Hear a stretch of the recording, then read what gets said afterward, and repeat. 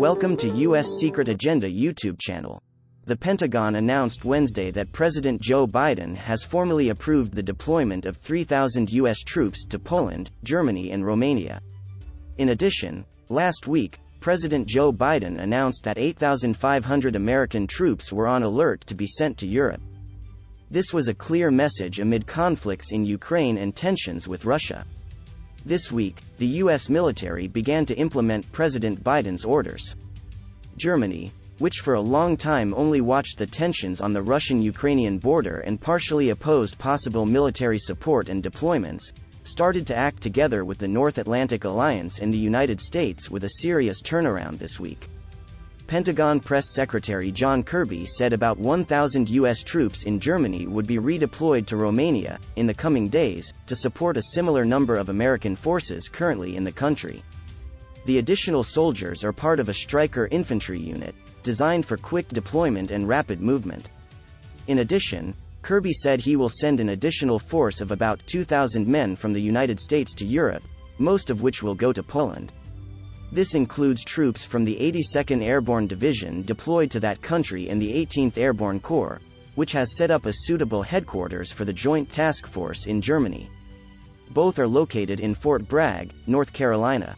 Collectively, this force is trained and equipped for a variety of missions to deter aggression and to secure and defend our allies, Kirby said. Noting that the moves to be made in the coming days are not permanent, Kirby said, these forces will not fight in Ukraine. The U.S. military's European Command said on Friday that the first U.S. troops have arrived in Germany, bolstering alliance allies in Eastern Europe and Germany as Russia builds up on the Ukrainian border. The move came shortly after documents were leaked showing Washington's readiness to discuss troop and missile reductions with Moscow. According to the plan, it is reported that the USA will send about 2,000 American soldiers to Poland and Germany, and 1,000 soldiers will be transported from Germany to Romania. By now, the first U.S. troops arrived in Germany as of Friday evening. After the announcement, the Kremlin said the deployment was a destructive move. Destructive steps that have not been confirmed by anyone, escalate military tensions and reduce the scope of political decisions, Russian Deputy Foreign Minister Alexander Grushko told Russia's news agencies. The announcement by the U.S. troops came after leaked documents emerged that said the U.S. was willing to negotiate a deal on missile deployments with Russia. Meanwhile, China formed a united front with Russia on Friday as the Ukraine crisis escalated, and President Xi Jinping joined Vladimir Putin in opposing further expansion of the North Atlantic Alliance. In a joint statement released after the Russian president's meeting with Xi in Beijing on Friday, the two powers urged the alliance to abandon the ideological approaches of the Cold War. Soldiers from the 18th Air Force Command arrived in Wiesbaden today, a spokesperson for the U.S. military's European Command said on Friday. According to him, they will set up a headquarters in Germany to support the 1,700 paratroopers intended to be deployed in Poland. These are the first of 2,000 troops to arrive in Europe following the Pentagon's announcement of additional forces moving to Europe from the United States to support our alliance allies, the spokesperson said. Military personnel from the 82nd Airborne Division and the 18th Airborne Corps arrived for pickup on Friday, boarding a C-17 transport plane for deployment to Eastern Europe amid escalating tensions between Ukraine and Russia. According to the Pentagon, a Stryker fleet of about 1,000 U.S. soldiers stationed in the German town of Vilsek will be sent to Romania.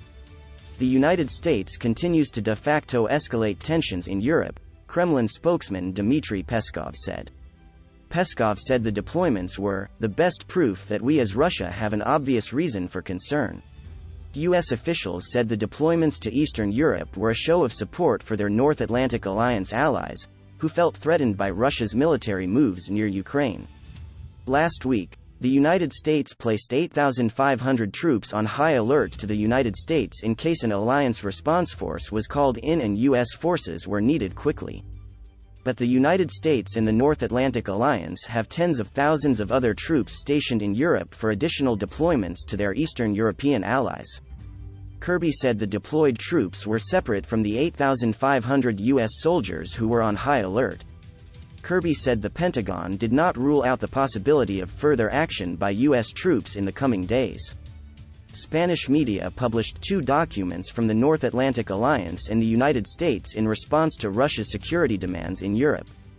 The United States is willing to discuss conditions-based mutual transparency measures and mutual commitments of both the United States and Russia to refrain from deploying offensive ground-launched missile systems and combat mission permanent forces on Ukrainian soil.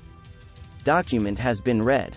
The U.S. said it would be willing to discuss a transparency mechanism to verify the absence of Tomahawk cruise missiles at Aegis Ashore facilities in Romania and Poland.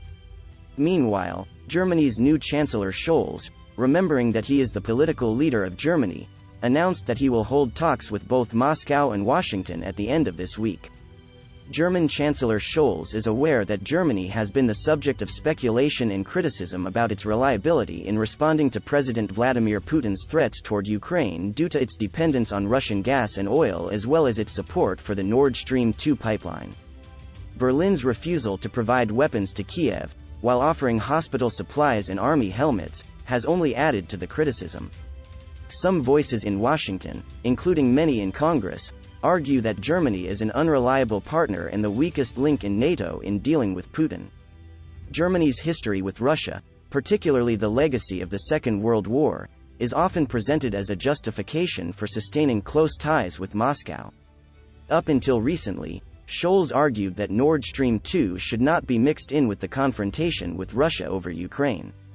But he is coming to Washington after publicly stating that Germany is committed to implementing sanctions against Moscow if the latter takes steps to use energy as a weapon or attacks Ukraine.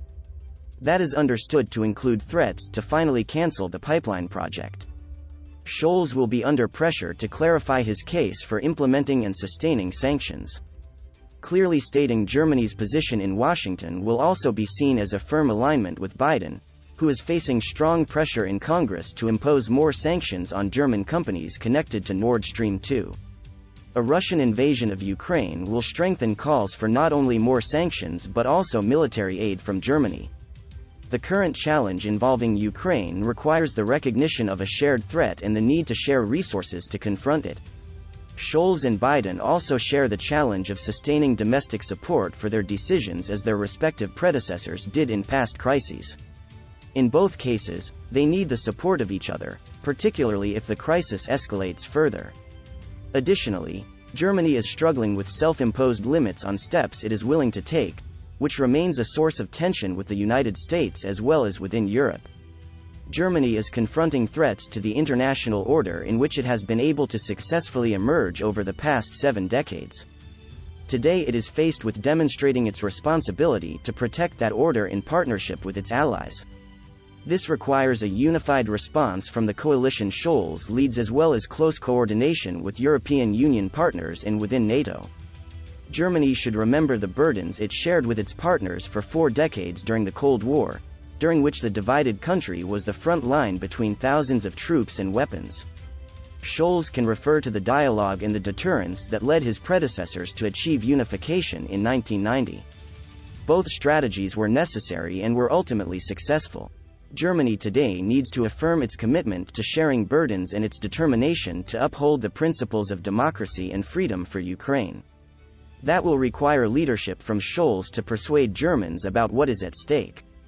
In his speech to the Bundestag on December 15, he stated that any violation of Ukrainian territorial integrity will come with a high price. What that price is may soon be revealed, and not only for Russia. Given the deep German-Russian economic ties and the concerns about energy supplies being part of sanctions, Germany will also be confronted with burdens. Arguments to make Nord Stream 2 operational to sustain energy supplies will have to be confronted with alternatives.